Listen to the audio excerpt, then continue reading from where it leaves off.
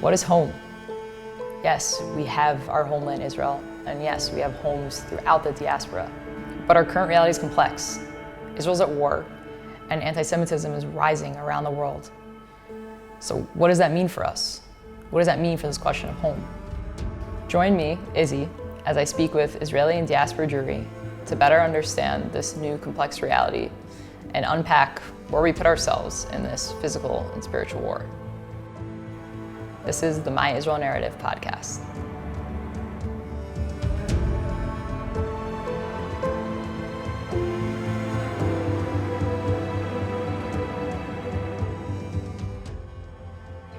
Hey everyone. So on our episode of Arizona Narrative today, we are sitting with the one and only Nissim Black, who I believe is coming live from Beit Shemesh, if I'm not mistaken. And I'm actually sitting, fortunately this time around on the other side of the world, but nonetheless, we were able to get on here and get a recording in. I was really, really excited about this episode. Actually, just reminding Nissim, we met in an airport very briefly, and I just jumped the opportunity to connect with him because I do think, Nissim, you're someone who just is so positively outspoken, such a positive image for the Jewish people across the spectrum. Really, like when I bring up your name comes up in conversation, it's always with a light and a smile, and I think you really just you bring that to Klal Yisrael, and we're very, very lucky. And I know you are now in Israel with your family, your beautiful family, and just would love to dive deeper and dig in a little bit about your music, about your life there, what it's been like, and yeah, just a real authentic conversation around Israel. Thank you so much. So Very thanks nice for words. I being really appreciate it, Izzy. Appreciate it. here. Meant it. So yeah, if you just want to kick off, maybe sharing a little bit about where you're sitting right now, Yeah, I and am also here. Okay, yeah. go ahead.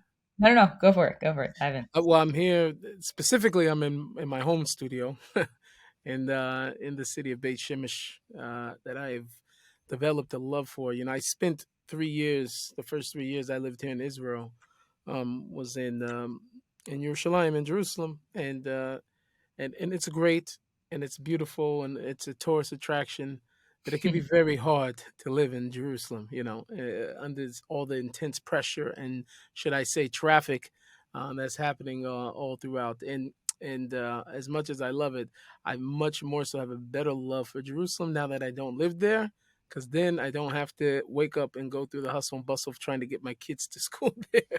But so when everybody asks me about Beit Shemesh, I says Beit Shemesh is my Jerusalem. This is my Yerushalayim, and I always say that Eretz Israel is a place for everybody, and you just have to find your Yerushalayim. Your Yerushalayim may not be Yerushalayim, but your Yerushalayim, which I is love that. Yeru, right? Shalem, Shalem. You need a place where you'll be Yasha and Shalem, a place where you'll be whole. So Jerusalem's real definitely beautiful, and it's the place. But we moved here to Beit Shemesh after much fighting, because like it's one of those things, after you make Aliyah, you're thinking like, okay, especially if you move to Jerusalem, like you just don't want to be defeated. Like, all the English speakers in Beit Shemesh, we're not going there. We're not gonna do, and like after you, it's just like so great here in Beit Shemesh. Like, why didn't we do it for Sunnah?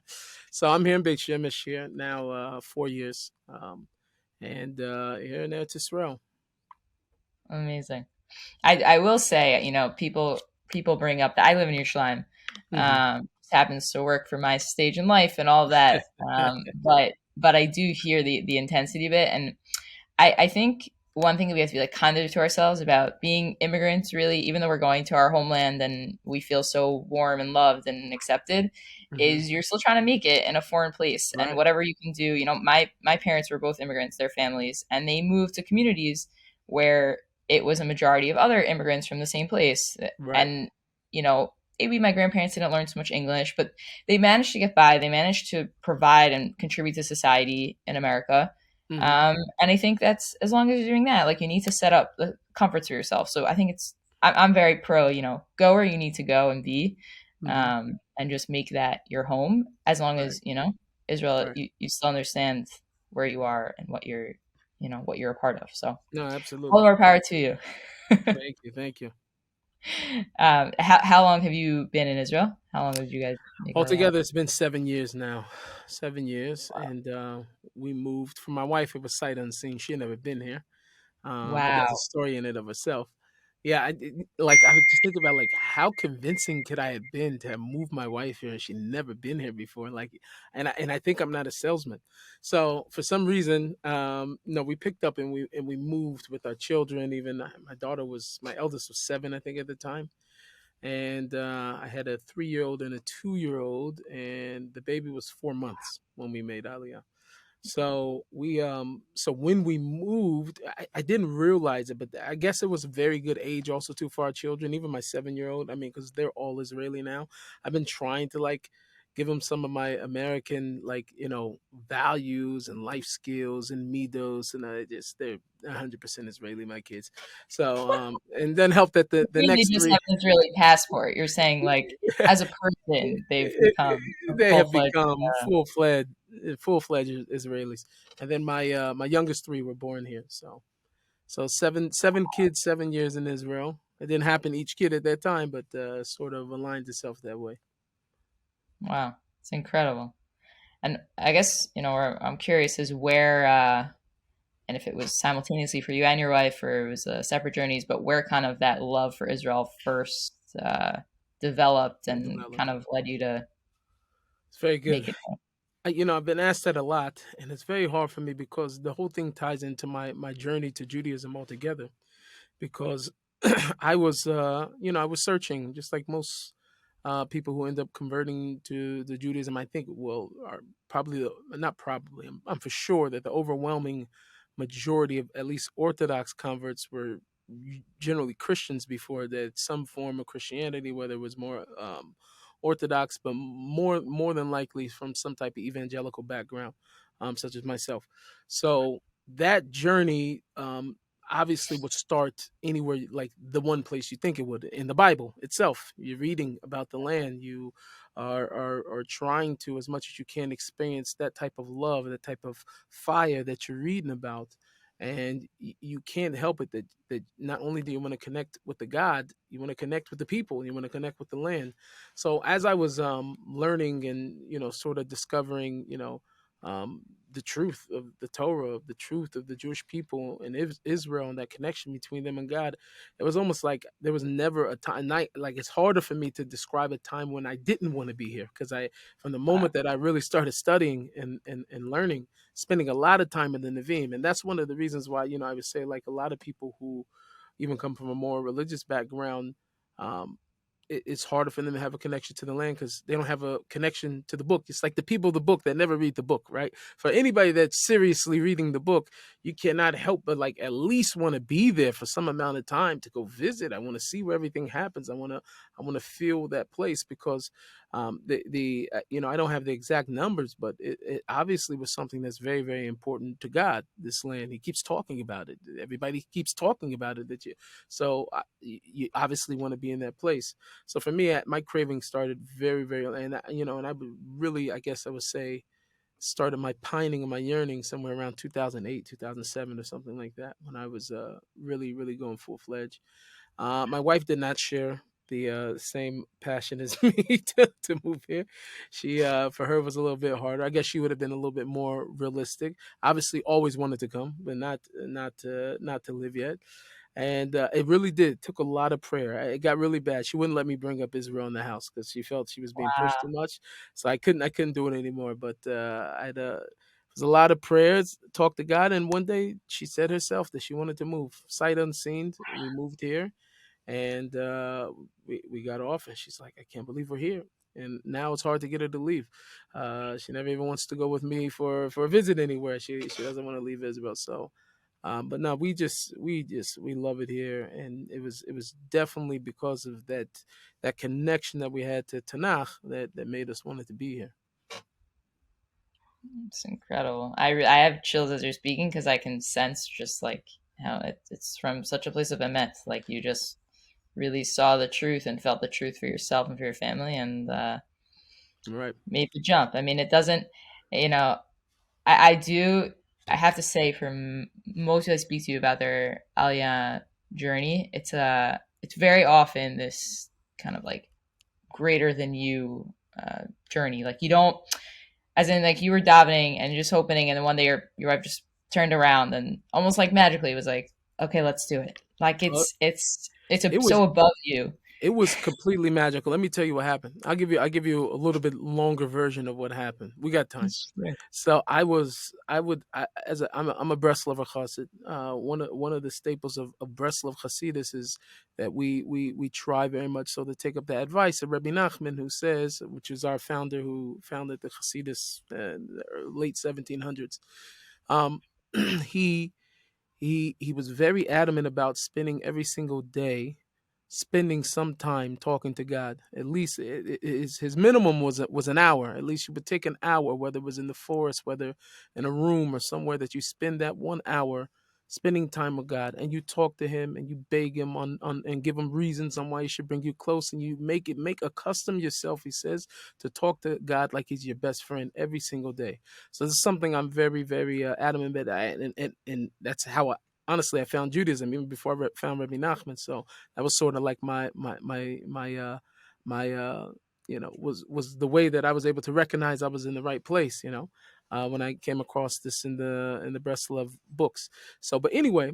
So I would go out every day and I'd be talking to God about other things, but at least spend another 5, 10 minutes, maybe asking God, begging him that, he also show my wife the light, because I know that I'm supposed to be in Eretz Israel, but she doesn't know it yet. So I'm talking to God about every day, maybe 5 or 10 minutes. And still at home, I can't say is. Don't say is. It was eliminated from the dictionary in the Black House because it sounded like I was about to bring up Israel, so I couldn't bring it up. So I remember I went one time. I go to Uman every year in Ukraine for Rosh Hashanah, so I was there one Rosh Hashanah, and that only made it worse because every time I go there, most of the population of guys that are migrating to Uman for Rosh Hashanah are coming from Israel. So it's sort of this love, this it's a certain fire and vibrance that when a Jew comes from Israel, and their dedication to Judaism, even if it's just very small things. Having a conversation with a cab driver in Israel can be like, mind blowing, right? So you imagine being here in this place with all these people. All they did was like make all my yearning and desire just like worse. It went on like overdrive. So I remember both days of Rosh Hashanah. I think it was the second day actually. I woke up early. And I davened at a Nate's minion. So right at sunrise, I davened with the early minion. So they finished early. So lunch wasn't going to be for several hours after the way that it was arranged over there. So I decided to go. And instead of spending 5 minutes, 10 minutes, an hour, I spent 4 hours, and I talked to God only about moving to Israel. That was Wow. all I was begging about. Was that I would never forget it, at the edge of the riverbank down this very dirty river now on the end of Pushkin Street. I was over there crying, hacking God. I'm sure people walk back and forth like, why is he still there? He's still there. But only about Israel. This is it. I guaranteed you, I promise you, I can't promise you, but I can guarantee you that my words are emes. After Rosh Hashanah that night, I called my wife. We were still living in Seattle at the time. I called her just to check in. It was after the holiday. It was very, very late. And I asked her, I said, how's everything? She said, you're not going to believe what happened to me. I said, what? I didn't tell her anything. She said, I had two dreams that I was in Israel, and I kept Oh on hearing something say, everything's okay. Everything's going to be okay. And then she said this song came on by the singer Levi Robin that said, don't be afraid of the lion's den. It was a song that we knew, but she never even understood what the words were. She just, it was a great song. She listened to it all the time, but she didn't know what he was talking about. And he's actually talking about not being afraid to be in Israel. He's talking about the story of Daniel yearning to get back to Israel. And so the song comes on inside of her dream. And it happens, she had two dreams, two separate dreams about being in Israel on the same night. She woke up, went to sleep, and I'm like, I have goosebumps now because I'm like, wow, you know what I mean? God, listen to me. And I said, so, hun, maybe Hashem's trying to tell us something. She goes, nope, I never been there, don't know the language. So I'm like, what? I'm like, I feel get like we almost had her. What are you doing? So the whole thing was crazy, right? So after this, I only got more and more determined because that you give me a little bit. Now I know the address. So it was a few weeks later, maybe about a month later. I was in. I had a speaking tour. In London, in the UK, that was right. And I had a Shabbat UK that was going to be in Whitefield. It was a beautiful community, wonderful experience. It was Shabbat UK. There was a lot of boys coming, from many different backgrounds that never kept Shabbos before, and we had it was like the ultimate Shabbos, beautiful weekend, and the Shim opened up my mouth. We had many words of like, strengthening and chizik and whatever. It was beautiful, beautiful, beautiful. So much so to where a lot of the chevra, the people that were there. Sorry, I'm trying to keep it as English as possible. I don't know who your No, audience no, is. it's great. Yeah, you Okay. can do the translating. It's good. So a lot of different people there were saying, Nisi, maybe you move to Manchester. Come here, come work with the boys. You're giving them a lot of strength. You should. And I was telling everybody, no way, I can't. I'm moving. I'm making aliyah. I'm moving to Eretz Yisrael in a few months. I'm gonna be moving. And everybody's going, oh, Mazel Tov. We're having lachaims or whatever. Now, if they would ask my Oh, wife, she'd have been like, this guy's crazy. But already, she gave me a little bit, so I already knew it's coming. I haven't been praying enough. So what happened is that whole entire week, I was away for 7 days. I barely slept. I was up every night wherever I stayed, the backyard. I was crying all 3, 4 o'clock in the morning, begging God to move to Israel. I came back from that trip, and I was sitting in the living room with my wife. Mind you, things is normal, no is, no nothing. And she's sitting on the floor, and she goes, "I think we should move to Israel." oh my gosh. Please shut my door. No, no, no, no, no, no, no. No. Shut the door. I was busy right now. Working. Sorry about this. I don't know if we're live, but No, no, no, we're good. We're all good. I can. no. Adina, sweetie, I'm working. The kids can't come in. No, I can't right now. Busy. Sorry.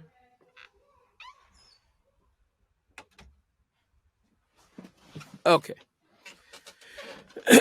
Now we're back. So we're sitting there in the living room, and she goes, "I think we should move to Israel. I really think." And she's giving all these beautiful reasons for why we need to be there and how it makes so much sense. And I'm like over there, like, she like it's like it's her idea. It was my whole idea, right? The whole entire time.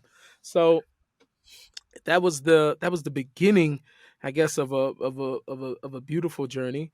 The only other thing that I should probably mention that if it wasn't my wife, I'd probably get in a lot of trouble for it. Well, it was already interesting because the whole past year prior to, I had filled out all the Nefesh Ben Nefesh paperwork, and I had forged her signature on all the paperwork. So they were like preparing already. And I was taking meetings and everything. Like, when are we gonna meet your wife? Oh, soon, one day, whatever. But I was determined, and she found out. And so the punishment was she made me finish all the rest of the paperwork also. So I don't think she signed a single document. And yeah, if you made Aliyah, it could be a lot of paperwork. So she made me Yeah. sign for her every single time. So power of attorney. But we moved. So it was a winter. It was January. Never forget the day. January 27th, 26th. Sorry, of February. Sorry, look, I just forgot the day. February 27th, 2016. We'll never forget it. My song Hashem Elech had just come out, so it was pretty Wow. much, it was a big baligan to some degree because we got here. And they were playing Hashem Elech in the airport, and people were, reporters and the whole everything, and it was a little overwhelming, but it was definitely, I felt like I came home, so no doubt about it. I, I actually I have chills because that's. I know I said like a lot of people have crazy stories making out of it, but that was probably one of the most powerful ones I've heard to date. every word was true. I no, Almost I every believe it. I believe it. word. So, Like you said, you finally realize the address. We just forget that that's always the address, but to have the willpower and the grit to keep, I can't say for myself that I've ever down for something for 4 hours. Yeah, let yeah, alone, like I've sat in shul for hours on end, but have I right. davened for hours on end? No. Yeah, So that's uh, that's absolutely incredible. It's right. absolutely incredible, and I guess as you said, you guys haven't looked back. So No looking back. wow. So for those that maybe haven't had this crazy awakening or this One deep, second, one second, one second, one no second. worries. No, not right now. We are in the middle of the interview, and we can't keep coming in. Shimon and Ahmed both are coming in already. Can somebody take them down? You gotta go downstairs. Thank you. Thank you.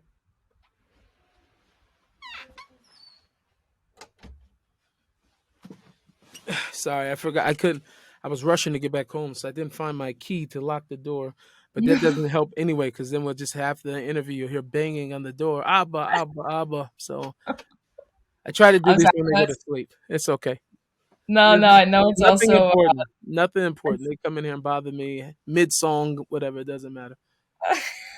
No, but it's also I know it's the time everyone gets home, so I'm sure they Right, want to right, spend time with you. So right. we'll keep it tight. I really I appreciate all every minute. So No problem. um, I value every minute. And it's all good. All this can be edited. No big deal. Um, so I'm just curious, for those that maybe don't have that awakening or that feeling that you had or that connection to the Torah and all those things that you found for yourself, you know, where would you suggest people start? And maybe for you it is, just starting by opening up a book and reading and connecting. But where do you start for those that, are not living in Israel, aren't even thinking about living in Israel, don't necessarily have any connection? What's Mhm. one way to like kind of light the fire, bring a Well, little.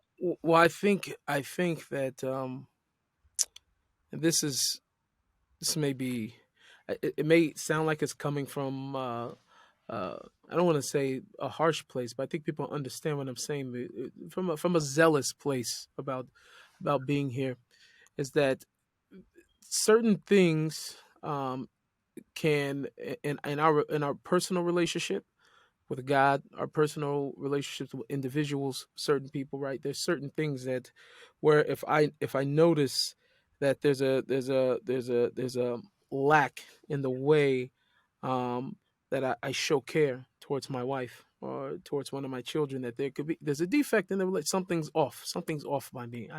It's not 100%. Doesn't mean I'm a bad person. Doesn't mean I'm any. I just something's off. I should be more like X. I should be more concerned about these things or whatever. So a lot of times we have to make these adjustments in life in order to put things in priority to where they're supposed to be. Right. I'm just using that as an example. In terms of our spiritual world and our essence is the Jewish people. There's supposed to be a fire for this place to be here in Eretz Israel. And whenever we see that it's not there, then that means this is something's not clicking. Something's not where Mhm. it's supposed to be.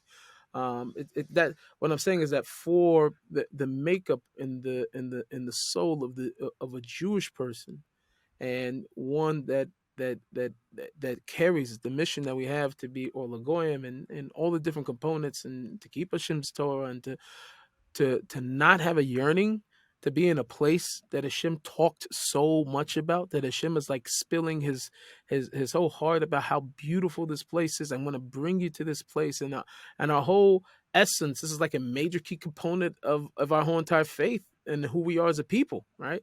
Like this place is so important. Without Israel and without the Jewish people, you can basically come to the conclusion that God isn't real. Because if you look at the prophets, and this is one of the biggest things that drew me to Judaism, was I didn't know anything about Jewish history, right? I didn't grow up. I grew up, in the hood, typical black kid, urban community. Never heard of the Holocaust. Didn't know anything about it. I didn't hear about these things until I actually started studying Jewish history. And the more and more I started studying, and I was only studying Jewish history because I was reading Tanakh. So then I got more interested because there's a lot of prophecies and a lot of claims. What actually happened to the Jewish people? How come they're here in my neighborhood and they're not in Israel? Well, how did this happen? All right. So obviously you start to do the process of elimination, looking at things, and you look at Jewish history, and it's only a miracle that the Jewish people exist. It is only a miracle that the Jewish people exist. We've had problems with every single nation you don't want to have a problem with. We've had the problem with them, and for many people who grew up Jewish, have been saying Vishamda a long time. For me, this was I got to learn into Vishamda. Like I got to learn into that. It wasn't something like I was saying this. I really see it from the eyes, almost as like Mark Twain writing about in the 18th or 19th century, I think it was, when he came here, and his amazement at how the Jewish people are still here.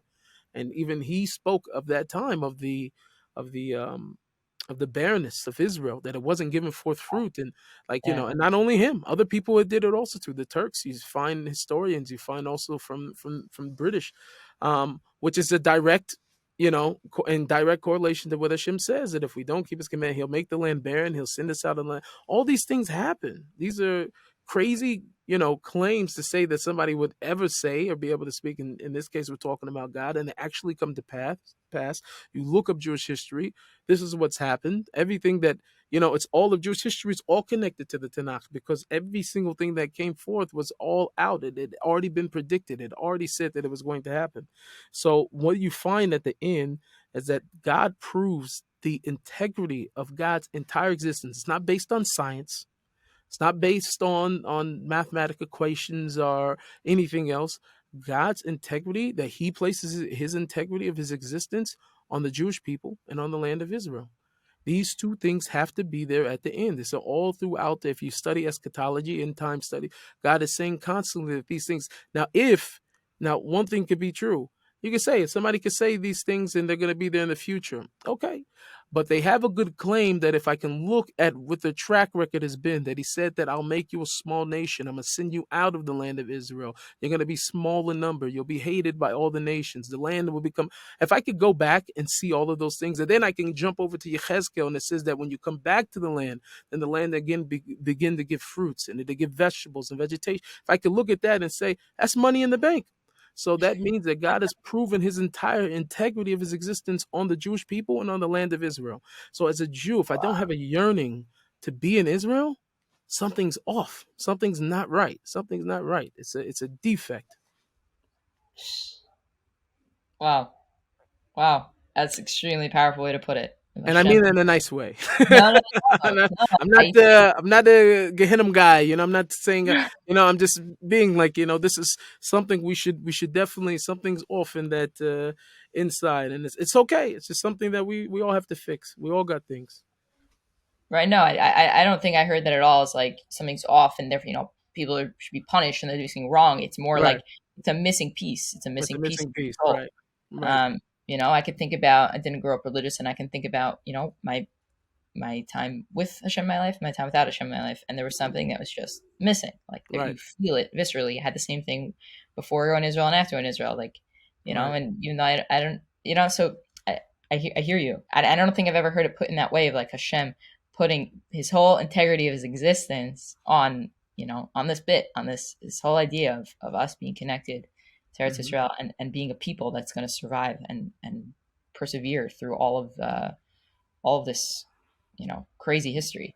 Right. Um, there's Mind blowing. It's mind blowing stuff, and you really think about it. It's mind blowing, and you don't have to dig deep to find it. It's just like you can just read the book, like what I'm saying. Not like something you got to pull it from somewhere. It's hidden somewhere in a cave. It's like this is like out in the open type stuff. there's which made me think about this incredible book that was put together by this gentleman Doug Hershey. Hmm. I think he was like a tour guide in Israel. I've been trying to get him on the podcast because it's Hmm. just he put together this magnificent book. He took pictures. He found Hmm. all these archived pictures of Israel all over Israel Okay. from 100 years ago, and then he Wow. went back. I think it was on Israel's 70th anniversary, so maybe like 5 years ago now. And he Hmm. went back to the exact coordinate, exact spot, and took another picture. Hmm. And then the whole book is side by sides and like Wow. anecdotes of the people he speaks to. And he goes to Arab villages as well, and he goes, it's not just to show that like where the Jews are living in Israel right now are prospering. He shows that all of Israel is prospering Wow. with the Jews being there. And Hmm. it's like you just see, I mean, even though like in black and white and then color, it's like Wow. I absolutely gotta see this. incredible. I gotta see Yeah, this. I'll send you the link. It's Please. Please. wild. Please. And he quotes all of Tanakh and Bible in the beginning and the Wow. prophecies, and it just kind of like ties together in this beautiful way that's just so poetic. And yeah, It's so interesting, the richness of the history, and how much it is. Like it's crazy. I remember the first time I went to Washington D.C. was about a week and a half after I came from Israel for my first time. So can you imagine like being there and they're like, oh, this statue's 300 years old, and this is and I'm just like, I just got back from Israel. Like I'm not excited to see nothing here. Like I seen caves that were like 2 times as old as this place. So it just is what it is. It's just such a rich and unique history, that it's bigger. Like our claim isn't like, look what happened to these guys, long time ago in this place or whatever. It's like this is still alive today. So this land is still alive. So I'm very interested to see those pictures because it means everything. Like I seen also to a video. There's a particular organization or group, I think it's Colored Through History or something like that, and I seen a video also too, which I think it was a lot of Jordanians or a lot of Arabs at least in this video that they had recovered from, I don't know, late 1800s. It's about 120 something years ago. This video, it's like probably one of the first cameras ever, and it just by Jaffa Gate, and they recolored it and brought everything back to life. They're doing this crazy thing where they're like able to through artificial intelligence to be able to bring color back into old pictures or whatever. And I'm looking like that's Jaffa Gate. I walked through there plenty times. Not too much has changed. And it's just only 121 years ago, right? And of course somebody like ruined the whole thing. It was like, what's crazy about this is everybody in here is dead. Like I was like, okay, destroy it. But it's always that one person to ruin and put a bad comment. But I remember thinking about that was like, you know, people were traveling through on horse and buggy and donkeys. You see people going through on donkeys, and it's amazing how much technology has changed over the like just the last 100 years, last 70 years, 80 years, because if you were able to take a video camera and just say you had one, 200, 300, 400, 500 years ago, I don't think life would have been any different than what we saw that 121 years ago, right? That's Yeah, only like within the last 80 years or whatever, that technology is like, you can't even, you wouldn't even be able to recognize the way that people lived in the former time, the way they traveled, the way they like it was a completely different life. But when I'm looking at the picture, like that's still Yaffle Gate. And it looks the same then as it does right now. You know what I'm saying? That's yeah. that's Eretz Israel. That's the connection of the Jewish people to the land. Like some things that we only age. It's only like fine wine. It's only getting better and better and better. And no matter how many things have shifted, and no matter how crazy that they're shifted, it's Eretz HaKodesh. And we have things here, and if only the walls here could speak to us. Like it's something special. It's incredible. You're just making me think. Actually, so we're coming up now. It's going to be Israel's 75th. The modern state of Right, Israel's 75th right. anniversary, and I guess it's crazy to think that in this time around, coming back into Eretz Israel, we've lived through a time where, like you said, only the past like 75, 80 years where things Mhm. have progressed so quickly. Right. So, yeah, I think for some people, maybe it's that much harder this time around to connect to Hmm. the Hmm. foundational elements of Israel because there's been so much built on top of it in 75, which is incredible. And we Right. should progress and we should be part of the modern world. But I think Right. you have to like open your eyes that much more. But I think people feel it, like Right. you talk to anyone who, especially a Jew comes to Israel for the first time, or non-Jew for that matter. Mhm. I always Oh, it's yeah, like, I hear by non-Jews all the time. My hey, mother-in-law's been here for 2.5 months or so, and she loves it. wow, She's known showing no signs of going back home. And then most son-in-laws wouldn't like that, but I actually enjoy my mother-in-law. I'm enjoying her a lot. But but she says I just took her through the old city yesterday, and we didn't get out or whatever. It was a little cold, and she had a knee issue. But like her, just like I hear it all the time, even from people who are not Jewish. There's something about being in this place that's just magnetic. So no doubt about it. incredible. So I don't want to wrap up, but we do have to wrap up. And I just wanted to still just thank you for sharing all these incredible, powerful insights, and just love to hear from you. Just I like to ask people when you think of Israel, what's just like the first word or phrase that comes to mind for you? Ooh, wow, that's very good. I never thought of that. I wasn't prepared. Maybe It's that's better that maybe way. that's the way there. Israel. Just every time you see it, I see this like when I say it, it's less of a word. I don't see a word. I just see image of Yerushalayim stone. I don't know why I see clouds. I see clouds. Maybe because I'm yearning to be at the coattail right now. But I just see very much so uh, doves. I see shalom. I see shalom. That's what I see. Even though, probably according to a lot of the news and everything else that goes on here, when I see peace. That's what I see. It's a place of peace. That's the mahus. That's the essence of Eretz Israel. May not be always what's going on. as I spoke about the traffic in Jerusalem earlier. But it definitely is a place of shalom. When I think of Eretz Yisrael, I think that's what I'm getting at. I see shalom. Amazing. Yeah. Love it. Okay. Thank you so, Thank you so so much, much. really, Thank for you. sharing, coming on. It Thank was you. Thank you so much for a having me. treat.